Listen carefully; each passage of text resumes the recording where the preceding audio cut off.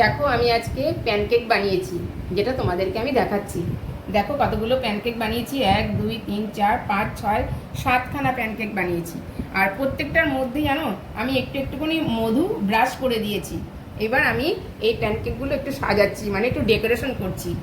এই দেখো একটা একটা করে, একটার উপর একটা দিলাম, এবার আরেকটার উপর এটা দিলাম, এটার উপর এটা দিলাম।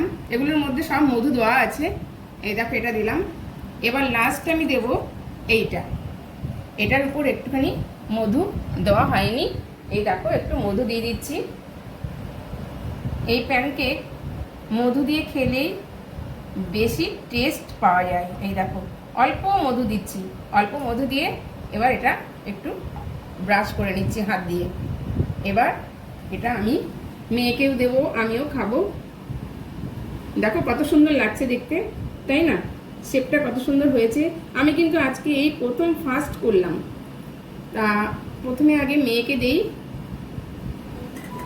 মেয়েকে 3-4টে দিয়ে দিচ্ছি, দেখুক মেয়ে খেয়ে কেমন হয়েছে বলুক।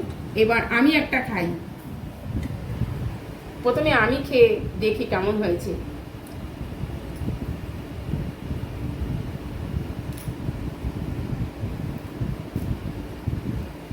ভালোই হয়েছে, কেকের মতনই লাগছে। আর ভ্যানিলা দেওয়া হয়েছে বলে কেকেরই সেন্ট বেরোচ্ছে, এটা তো একটা কেকই। আর মধু দেওয়া হয়েছে বলে টেস্টটা আরও বেশি লাগছে, ভালো, খুব সুন্দর হয়েছে।